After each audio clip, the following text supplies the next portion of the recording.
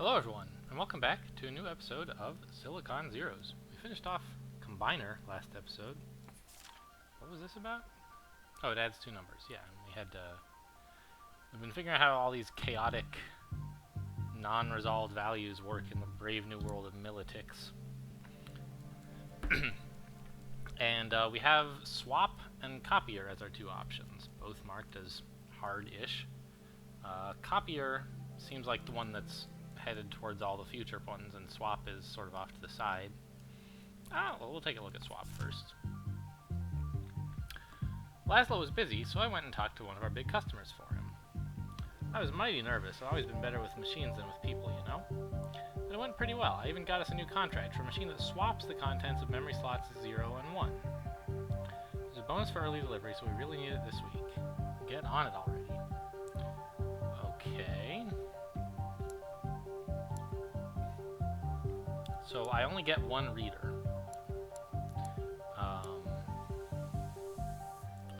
But I can have numbers and what have you. So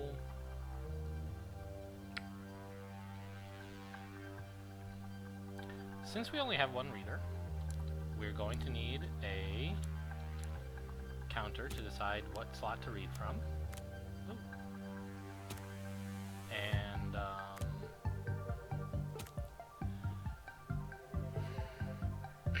the interesting thing is going to be arranging the writers, I think. So here, this way, we're getting to read both of the values we needed, right? We'll read one of them first and then read the other one. But we need to... What happens if you write to a memory slot in the same time unit that you're reading from it? I guess reading doesn't happen on clock period intervals, right? Reading happens as soon as the input stabilizes. So you can read long enough for the thing to be stable.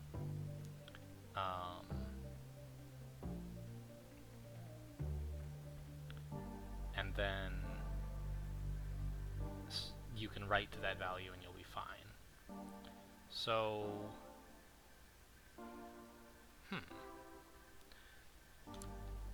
I don't have a subtractor, so I can't, like...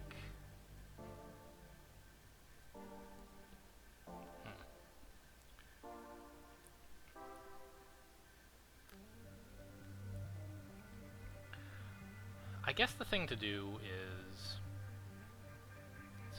What is it we only have one of? We have only one reader. But we have as many writers as we'd like. So... And this latch only writes at every time period, so it doesn't matter. We're only going to be reading from this once per time period anyway. I was thinking we could maybe like have a really long write period to let us read from this twice, but that's really hard to do because the latch will only update itself at time period intervals. So okay, we'll just spend two clock periods.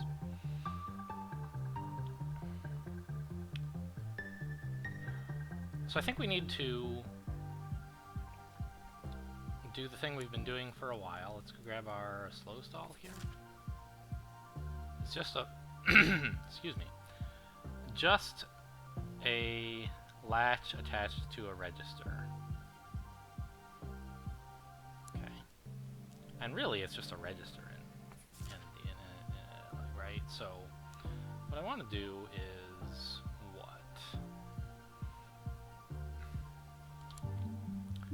I want to have two writers, probably.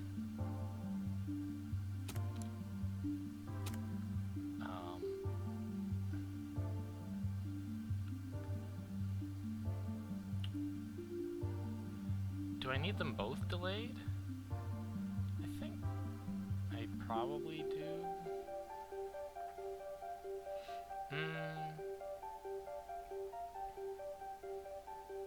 Yeah, because in this first slot, time slot, we're going to read from slot 0 guaranteed.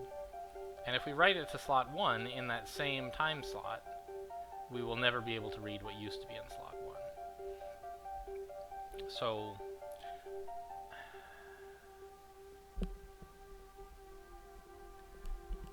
think that what I need is like... I can think of... I feel like I'm doing this badly. Oh, interesting. I can use a single register to delay as many values as I would like, right?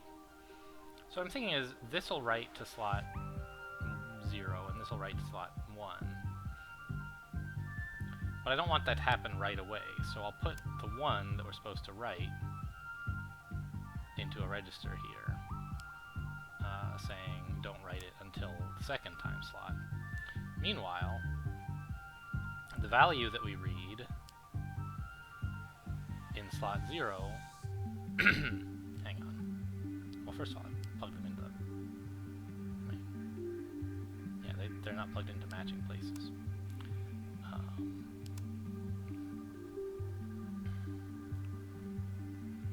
Meanwhile, we also need to save this value somewhere. And we're going to write it to here, right? So the thing we read from slot 0 will get saved and written to slot 1.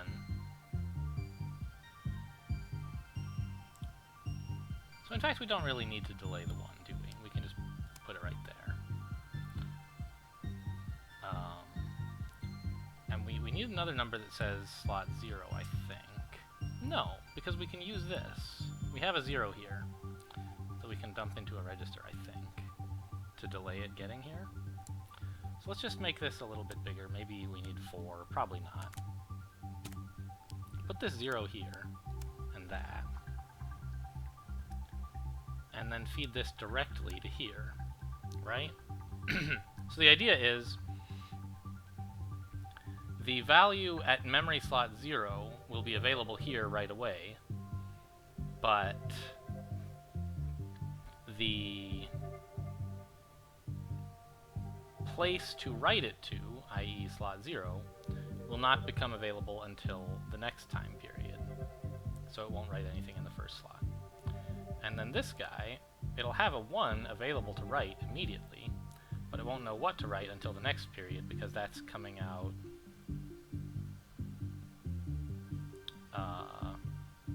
of a register. So this guy will think in the first time unit that it should write the value from 0 into 0, which is silly but harmless. And then it'll have that value updated as well as getting its write value reserved. So in fact, we don't even need to delay this, I think, if we wanted to. Oh no, we do! Because otherwise, this is going to turn into a 1, which means it would write to the wrong place. If we make it pass through a register, it'll leave it slower, and we'll get a 0 there. So I predict that this is sort of the right idea. What is the time resolution that we need here?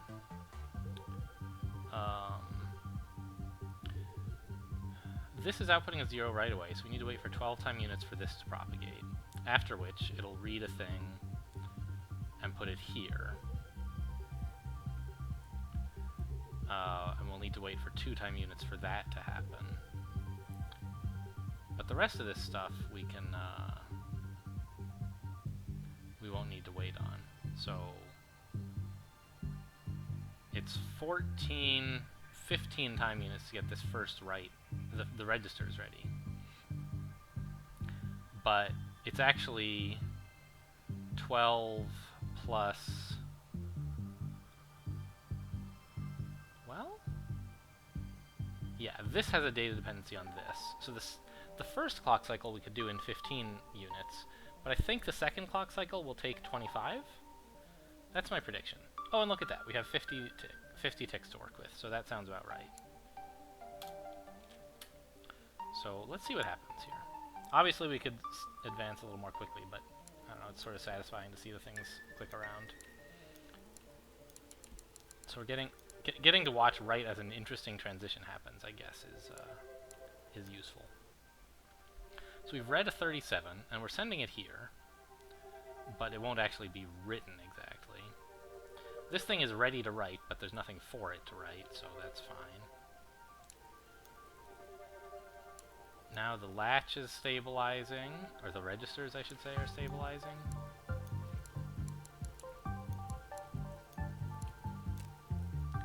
And just as we catch up to 25, this stabilizes and decides not to write anything, so that's good. And we wait for this. So this has stabilized, and at the same time, so have these. And this one actually is, I think, writing an okay and correct thing, but it's not going to actually happen yet, because we're not done with the time cycle. We're about to destabilize this input. Or actually, we just did destabilize it, so... Ta-da! We did it, right? I went and told the customer that the job's done. The money should come by shortly. What a rush. Sorry if I've been a little rude with you lately. I've been so focused on being tough with these big business guys. Sometimes I forget how to be a decent human being. Trust me though, no matter how much of this stuff I do, I'll never lose sight of my roots or my principles. Remember that. So we could have done this in 5 fewer ticks, huh? Interesting.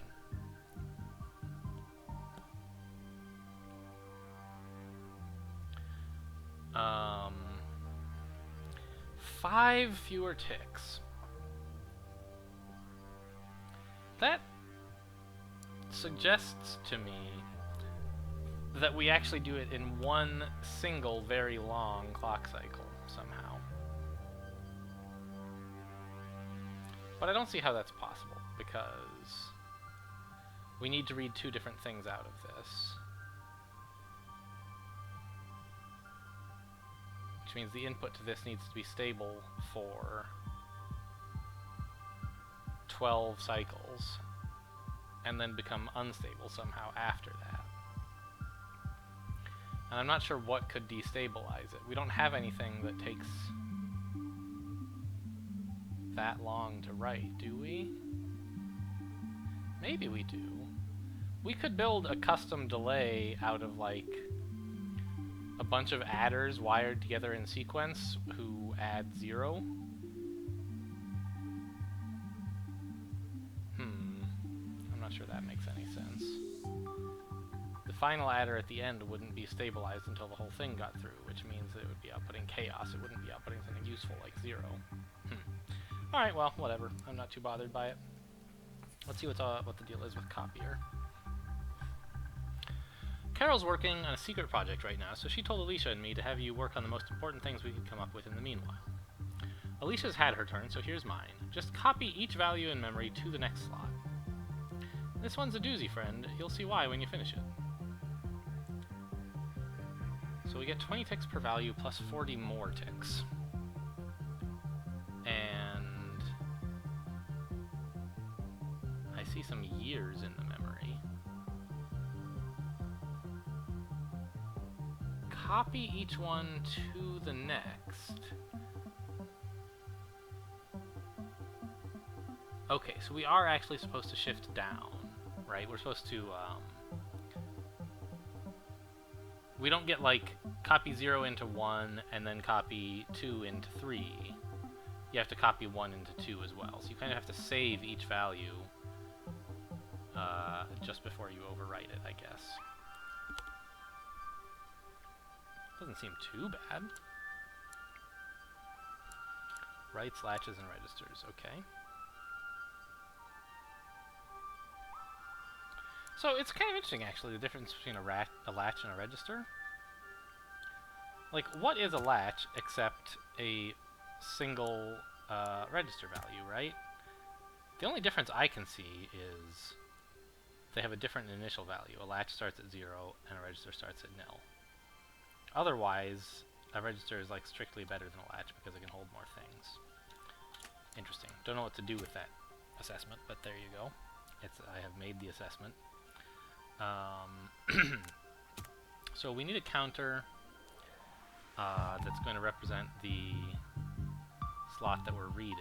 And of course this writer is going to be the slot we're writing. Oh, this is a reader. We get any number of writers but a single reader. I guess that is a little more complicated, that's fair. So we need to get this we need to get this to stabilize.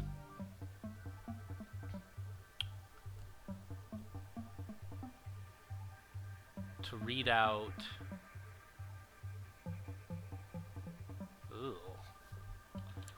So what's the sequence of things that we have to do to solve this puzzle? We have to read 0, save it somewhere, then read 1, saving it somewhere, and then write 0 to where the 1 was, and then sort of continue in that way. So I think a single register, or perhaps latch,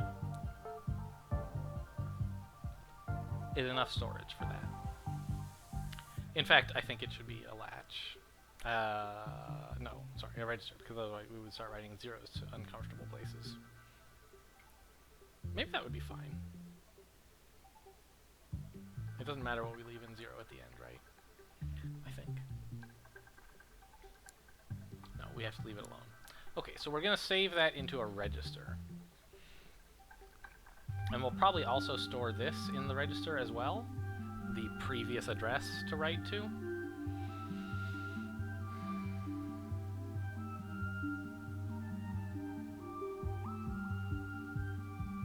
Okay. I'm worried about the time constraints. I'm worried that if we... I don't know, I think... What can I do but try it, right? So we want to wire this latch up to the reader. That's fine. In fact, we'll just put it here. And we need a register with, I believe, at least 2 values. We're going to call this the slot that we are next writing to. That's not right.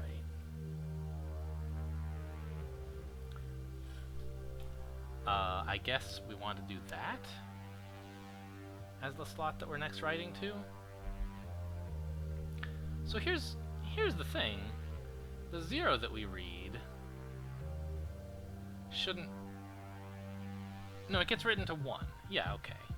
So we'll save a 1, the output of this adder, and that'll be the place that we write the input here, which is the value that was at 0. Right? So if we just put a writer in, like that? Is that it? That doesn't seem like it can be all. I must be missing something important here. I don't know, I like it. Let's see what happens. What's the memory, what the time cycle have to be? This will stabilize after 12, it doesn't care about this latch. And then in 2 more, this will stabilize, that's 14.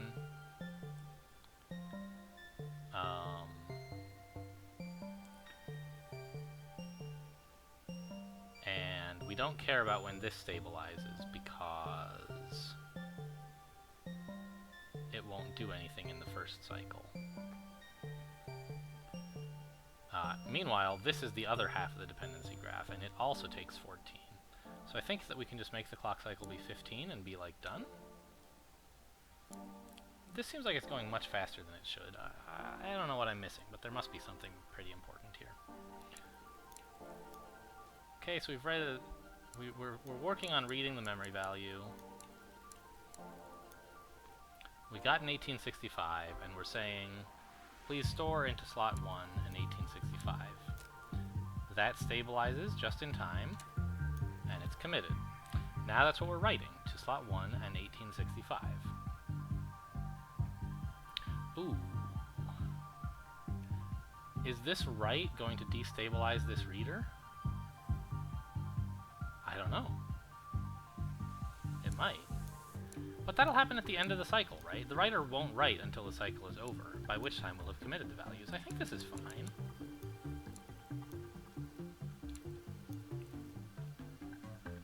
Okay.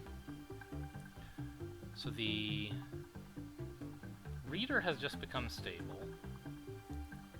We're two ticks away from the register becoming stable, and 2 ticks away from writing-ish. And the writer is stable. Write a 2 to 1881. This seems... Write an 1881 to 2? This seems right. Yeah. Alright. Play. Play fast, though.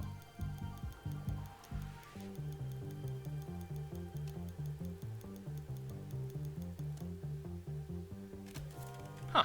Okay. I thought this was going to be more difficult. So, check it out. The dates you copied were the dates of each assassination of a US president. By moving them around, you just, in a sense, changed history. Your machine is a time machine, Dana. This machine will be crucial to Zerocom's future. Wait and see. Wow, okay. What a deep philosophical thinker this Fred guy is. Much more successful at hardware testing than at comedy. I agree. Okay. Delay 0 is allegedly an easy one. We'll see if we can squeeze that into this episode. Hello, Dana. I have been following a suggestion from Carol, and I believe I have found a simplification. No more manually adjusting the clock. Instead, it will just change to what your machine needs. Please, try it out and build a machine that executes all instructions. Mouse the bottom left of modules or the clock display at bottom to see more.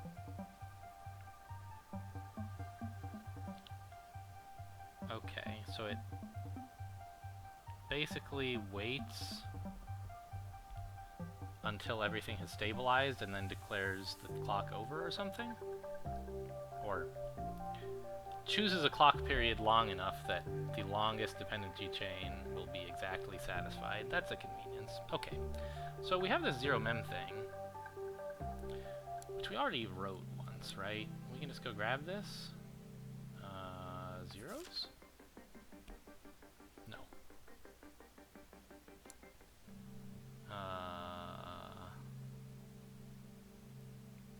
Set memory? Instructions?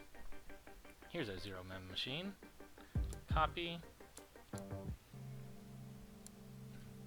Delay 0. I can't have a reader, but that's fine. I just wanted this one. So our clock cycle is 29, and that's basically exactly what we've been given to work with.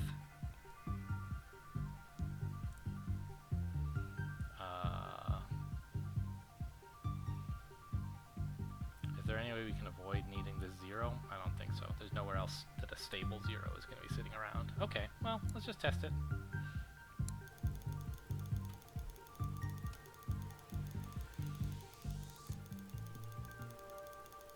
Yep, okay, cool. This seems to be working fine. So we've now gotten...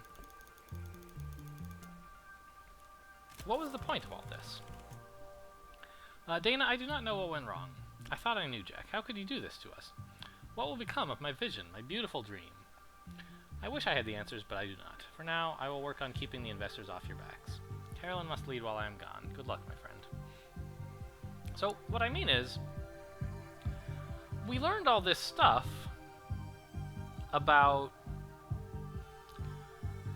how inputs propagate and have a propagation delay, and then we just sort of get, hey, the same machine that you wrote before will work now. And it'll automatically compute the right delays for you. So what's the point, right? But I think that the point is that it enables the game to put tighter constraints on you so that you have to find better solutions. Previously, when we were doing everything in ticks, I could have added, you know, a bunch of adders in the middle here that add 0 to the value or whatever, right? And it would have been fine. It would have all propagated in a single tick. But now we're being measured in milliticks, which means if I just put an adder in here, in fact, let's do that. I put, whatever, I'll just do this so I can remove it easily. If I put this adder in here and say add 0, this is still a correct solution, right? But it's one that won't pass time verification. We only get 32 millis. sorry, we only get 30 and we're spending 32. If we say speed through this... Memory corrupted. What? That's a surprise to me. Why is this not correct?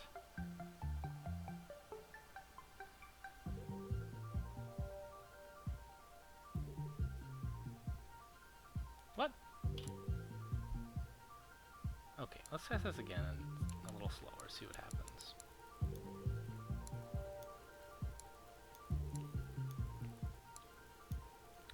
Oh, when we add 0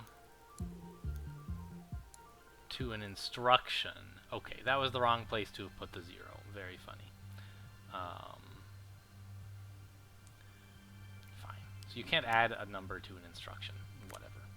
But we can do a similar thing where we just put the adder in the way of this instead, right? We've added just a tiny bit of extra propagation delay that's increased the clock cycle to 32, but still is yielding correct results, right? I think. Yeah, so we can now say go ahead and speed through this, or in fact just like jump to here, 210. Wait, what? Back to puzzle. I see. So we get a little bit of slack, and we're not using up enough of it. But if we were to add a bunch of these guys, we would run out of time. And I think that's the main purpose of the Milotic concept, is to make it possible to constrain you in, like, the depth of pipeline you can build. Okay, well, we just need to put this test back and everything will be fine.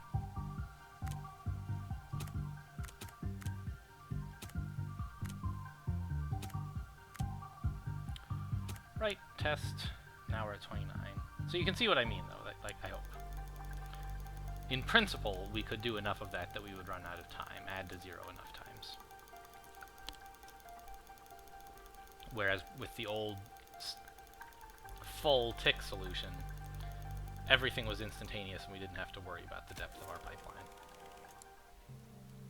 So hopefully that will make, I don't know, maybe that'll make things more interesting. Maybe it'll just be kind of annoyingly constraining. We'll see, I guess. I assume that this was tested and put in for a reason, so hopefully it'll make things fun. Anyway, that's it for this episode. Thanks for watching, and I'll see you next time.